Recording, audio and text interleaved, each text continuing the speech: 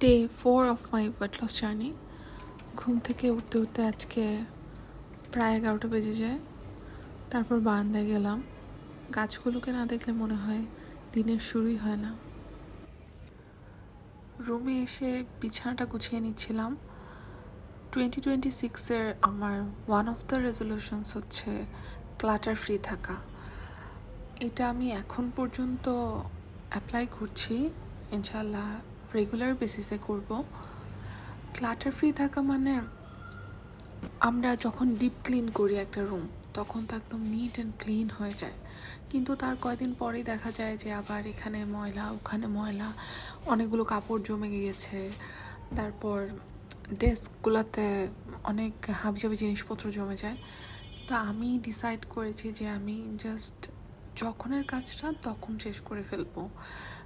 তার জন্য মাঝে মাঝে 5 মিনিট লাগে, মাঝে মাঝে 2 মিনিট, কিন্তু ক্লাটার ফ্রি যখন হয়ে যায় রুমটা দেখতে এত সুন্দর লাগে এবং এটা একদম এফোর্টলেসভাবেই ক্লিন থাকা যায় সব সময়। আর ঘর সুন্দর থাকলে আমাদের মানসিক হেলথের উপরও একটা পজিটিভ ইম্প্যাক্ট পড়ে, এটা আমরা সবাই জানি। আরেকটা খুব ফেমাস কোট আছে না, যে বিছানা পরিষ্কার থাকলে তোমার রুমের 80% এমনিতেই পরিষ্কার হয়ে যায়। That's true. আসলে রুম গুছিয়ে গিজারটা অন করে নিলাম। যতক্ষণে পানি গরম হবে বসে বসে বারান্দা দেখছিলাম। আমার বারান্দাটা দেখতে আমার খুবই শান্তি লাগে। আমার যখন কোনো কাজ থাকে না, আমি শুধু বারান্দার দিকে তাকিয়ে থাকি। মানে বারান্দার দিকে তাকিয়ে থাকলেই আমার মন ভালো হয়ে যায়। আমার যখনই মন খারাপ হয়, একা একা লাগে, আমি জাস্ট বারান্দার দিকে তাকিয়ে থাকি অথবা বারান্দায় একটু গিয়ে বসি, খুবই ভালো লাগে। আর এখানে অলকানন্দা আমার বারান্দার গ্রিল বেয়ে বেড়ে উঠছে। কয়েকদিন পর ইনশাল্লাহ অনেক ফুল হবে। ওজন মাপতে মাপতে আজকে অলমোস্ট বিকেল হয়ে যায়। তারপর আমি ডিসাইড করি যে আমি ক্যালোরি অ্যান্ড প্রোটিনের হিসাব করে একটা খাবারের চার্ট বানাবো। তাহলে রেগুলার বেসিসে আমি কতটুক প্রোটিন খাবো আর কত ক্যালোরি ইনটেক হবে, ওইটার একটা হিসাব থাকে। আমি বেসিক্যালি ট্রাই করছি 1200 ক্যালোরির মধ্যে 80 গ্রাম প্রোটিন খেতে প্রতিদিন।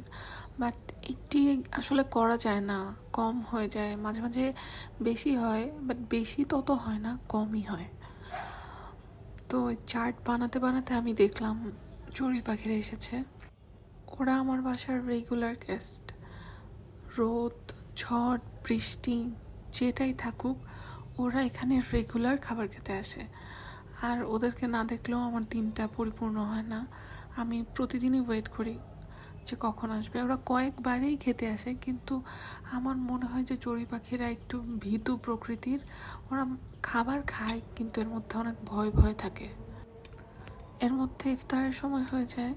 আজকে ইফতারে ছিল সিদ্ধ ছোলা, ডিম সিদ্ধ, আর এটা বেসিক্যালি একটা শর্মার filling, chicken, capsicum and tomatoes দিয়ে রান্না করা, আর ছিল এক বাটি লাউ। অবভিয়াসলি আমি এগুলো সব একসাথে খাইনি, আমি পোস্ট ইফতার মিল হিসাবেও এটাই খেয়েছি। আসলে লাউটা আমি তখন শেষ করতে পারিনি, তো ইফতারের পর ইভেন তারাবির পরও আমি ওইটাই খেয়েছি। আর আজকে ইফতারটা অনেক ঠিকঠাক ছিল, তো খেয়ে খুবই শান্তি শান্তি লাগছিল। তারপর সেহরির সময় হয়ে যায়, যেহেতু আমি রাত 2টায় সেহরি করে ফেলি ইন্টারমিটেন্ট ফাস্টিংয়ের জন্য। সেহরিতেও সেম, ওই যে ছোলার সিদ্ধটা আর চিকেনের যে ফিলিংটা ছিল, মানে ইফতারেরটা না, এটা হচ্ছে আলাদা অন্য। ইফতারের টাইমে শেষ হয়ে গেছে, আর এটা আমি আর একটু সিদ্ধ ছোলা আর চিকেনের ফিলিং নিয়ে মিক্স করে নিয়েছি। এটা খেতে খুবই মজা। আমার যদি কখনো সময় হয় আমি একটা রেসিপি শেয়ার করব। আর ছিল একটা সিদ্ধ ডিম, ঘরে বানানো টক দই আর স্ট্রবেরিজ। আমি টক দই ঘরেই বানাই, ওইটার সাথে স্ট্রবেরিজ মিক্স করে আজকে খাচ্ছিলাম। এমন করে আমি আগে কখনো খাইনি। এটা খেতে এত মজা, এত মজা। আড়ংয়ের একটা স্ট্রবেরি ড্রিঙ্ক থাকে না, এক্স্যাক্টলি ওইটার মতো, বাট ওইটাতে তো সুগার থাকে, তো ওইটা খেতে একটু মিষ্টি হয়, কিন্তু এটা যেহেতু কার্ড আর শুধু স্ট্রবেরিজ, কোনো অ্যাডেড সুগার নেই, তো এটার টেস্টটা সিমিলার বাট মিষ্টি ছাড়া, ওই আড়ংয়ের ওই ড্রিঙ্কটার মতোই, খুবই মজা।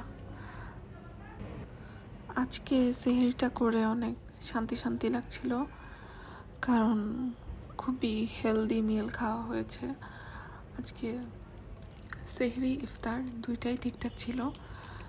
এভাবেই যদি চলতে থাকি তাহলে ইনশাল্লাহ একটা ভালো রেজাল্ট আশা করা যায়। That's it for today, see you tomorrow ইনশাল্লাহ।